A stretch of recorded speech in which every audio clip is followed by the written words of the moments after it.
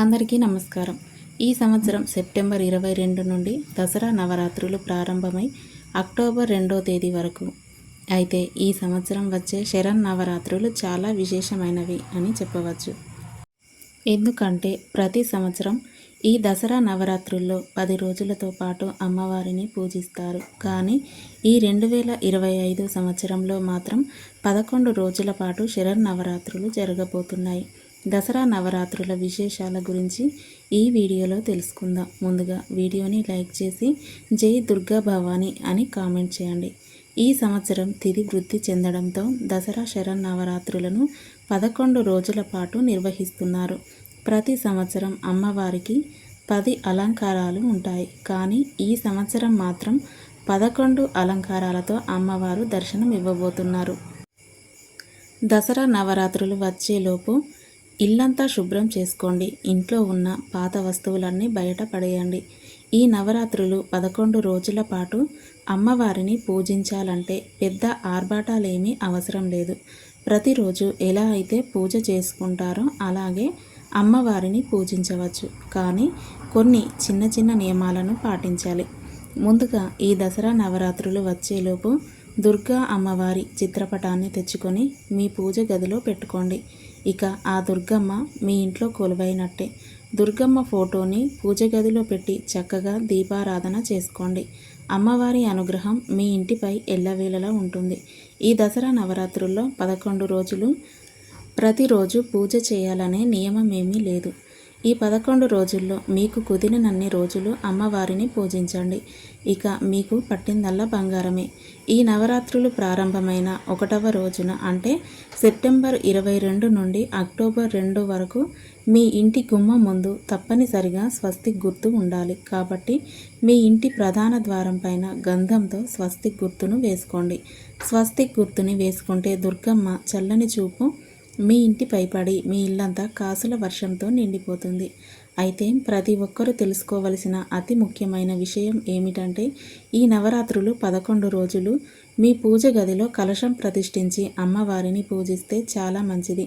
September 22న నవరాత్రులు మొదటి రోజున మీ పూజ గదిలో కలశం ఏర్పాటు చేసుకొని నవరాత్రులు చివరి రోజున అనగా అక్టోబర్ 2 దసరా రోజున ఇంట్లో పూజ చేసి కలశాన్ని కదిలించవచ్చు. ప్రతి 10 సంవత్సరాలకి ఒకసారి తిథి వృద్ధి అవుతుంది. ఇంతకు ముందు 2016 సంవత్సరంలో కూడా 11 రోజుల పాటు అమ్మవారిని అలంకరించారు. ఇప్పుడు మళ్ళీ 10 సంవత్సరాల తర్వాత ఈ 2025 సంవత్సరంలో 11 రోజుల పాటు అమ్మవారి దర్శనం ఇవ్వబోతున్నారు. కాబట్టి ఈ సంవత్సరంలో వచ్చే దసరా నవరాత్రులు చాలా విశేషమని చెప్పవచ్చు. మళ్ళీ ఇలాంటి నవరాత్రులు రావడానికి ఎన్నో సంవత్సరాల వరకు ఎదురు చూడాల్సి ఉంటుంది. ఇది 11 రోజుల పాటు ఒక్కొక్క రోజున ఒక్కొక్క అలంకారంతో అమ్మవారు పూజింపబడుతుంది. 11 రోజులు అమ్మవారి అవతారాలు, ఏ నైవేద్యాలు సమర్పించాలి, ఏ పూలతో పూజించాలి, దైవ మంత్రాల గురించి ప్రతి ఒక్కరూ తప్పనిసరిగా తెలుసుకోవాలి. ఈ 11 రోజులు ఎవరైతే అమ్మవారిని భక్తి శ్రద్ధలతో పూజిస్తారో అలాంటి ఇళ్లపై అమ్మవారి కటాక్షం ఎల్లవేళలా ఉంటుంది. 11 రోజులు పూజ చేయడం కుదరకపోతే కనీసం దుర్గాదేవి నామాన్ని అయినా స్మరించుకున్నా సరే ఎన్నో శుభ ఫలితాలు కలుగుతాయి. అక్టోబర్ 2వ తేదీన గురువారం నాడు దసరా పండుగ వచ్చింది. అక్టోబర్ 2 ఉదయం 7:30 నుండి 10 గంటల వరకు అత్యంత శుభముహూర్తం ఉంది. ఈ సమయంలో అమ్మవారిని పూజిస్తే మీ పూజకు రెట్టింపు పుణ్య ఫలితం కలుగుతుంది. ఈ దసరా పండుగ రోజున రాజరాజేశ్వరి రూపంలో అమ్మవారు దర్శనమిస్తారు. అయితే ఈ దసరా పండుగ రోజున జమ్మి చెట్టులో రాజరాజేశ్వరి రూపంలో అమ్మవారు కొలువై ఉంటారట. కాబట్టి దసరా పండుగ రోజున ప్రతి ఒక్కరూ జమ్మి చెట్టును పూజించాలి. అప్పుడే అమ్మవారి కటాక్షం సంపూర్ణంగా కలుగుతుంది. అయితే అక్టోబర్ 2వ తేదీ దసరా పండుగ నాడు సాయంత్రం 5 గంటల నుండి 7 గంటల మధ్యలో ఖచ్చితంగా జమ్మి చెట్టుని పూజించాలి. జమ్మి చెట్టు కింద నెయ్యి దీపం వెలిగించి జమ్మి చెట్టుకు ప్రదక్షిణాలు చేస్తే అమ్మవారి కృపా కటాక్షాలతో అష్టైశ్వర్యాలు కలుగుతాయి. మీ మనసులో ఏదైనా కోరిక ఉంటే ఆ కోరిక వెంటనే నెరవేరాలంటే ఒక తెల్లని కాగితం పైన మీ కోరికను రాసి ఆ చీటీని జమ్మి చెట్టుకు కట్టండి. తద్వారా మీ కోరికలు ఖచ్చితంగా నెరవేరుతాయి. ఈ దసరా పండుగ రోజున జమ్మి చెట్టును బంగారంతో పోలుస్తారు కాబట్టి జమ్మి ఆకులను మీ ఇంటికి తెచ్చుకొని మీ బీరువాలో పెట్టుకోండి. విపరీతమైన ధనలాభం కలిసి వస్తుంది. ముఖ్యంగా ఈ విజయదశమి పండుగ నాడు మీ ఇంట్లో ఉన్న వాహనాలకు ఖచ్చితంగా పూజ చేయించుకోవాలి. కొత్త వాహనాలైనా లేదా పాత వాహనాలైనా సరే ఈ దసరా పండుగ రోజున వాహన పూజ చేయించుకుంటే రాబోయే రోజుల్లో ఎలాంటి ప్రమాదాలు జరగకుండా ఉంటాయి. ఈ దసరా పండుగ రోజున అత్యంత శుభకరమైన విజయ ముహూర్తం ఏర్పడబోతోంది. విజయ ముహూర్తం అంటే ఈ సమయంలో ఏ మంచి పని ప్రారంభించినా ఖచ్చితంగా విజయాలు సాధిస్తారు.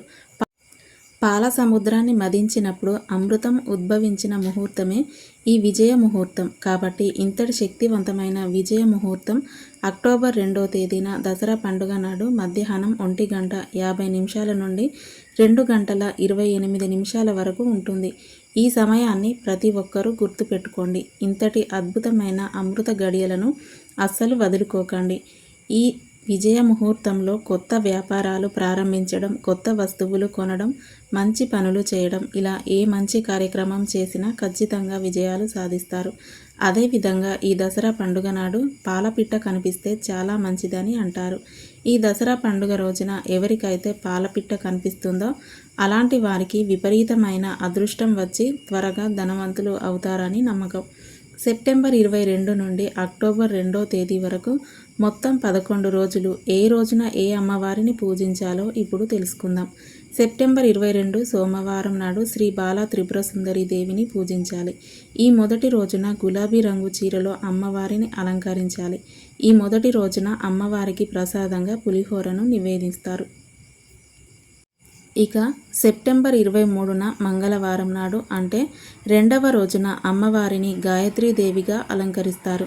ఈ రోజున నారింజ రంగు చీరలో అమ్మవారిని అలంకరించాలి. అమ్మవారికి నైవేద్యంగా కొబ్బరి అన్నం, కొబ్బరితో తయారు చేసిన పాయసం లేదా కొబ్బరి లడ్డూలను నివేదించాలి. సెప్టెంబర్ 24 బుధవారం నాడు అంటే 3వ రోజున అమ్మవారిని అన్నపూర్ణాదేవిగా అలంకరిస్తారు.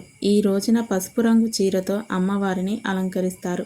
అలాగే క్షీరాన్నం, దద్దోజనాన్ని నైవేద్యంగా నివేదిస్తారు. ఇక సెప్టెంబర్ 25వ తేదీ 4వ రోజున కాత్యాయని రూపంలో అమ్మవారిని పూజిస్తారు. ఈ రోజు చాలా శక్తివంతమైనది. 10 సంవత్సరాల తర్వాత కాత్యాయని రూపంలో అమ్మవారిని అలంకరిస్తున్నారు. ఎరుపు రంగు చీరలో అమ్మవారిని అలంకరించి పరమాన్నాన్ని నైవేద్యంగా సమర్పిస్తారు. ఇక సెప్టెంబర్ 26వ తేదీన 5వ రోజున అమ్మవారిని మహాలక్ష్మీదేవిగా పూజిస్తారు. ఈ రోజున గులాబీ రంగు చీరను అమ్మవారికి అలంకరించి చక్కెర పొంగలిని నైవేద్యంగా సమర్పిస్తారు. సెప్టెంబర్ 27 6వ రోజున శ్రీ లలితా త్రిపుర సుందరి దేవిగా అమ్మవారిని పూజిస్తారు. ఈ రోజున అమ్మవారిని ఆకుపచ్చ రంగు చీరతో అమ్మవారిని అలంకరించి పులిహోర అలాగే పెసర బూరెలు నైవేద్యంగా సమర్పిస్తారు. ఇక సెప్టెంబర్ 28 7వ రోజున మహాచండీదేవిగా అమ్మవారిని పూజిస్తారు.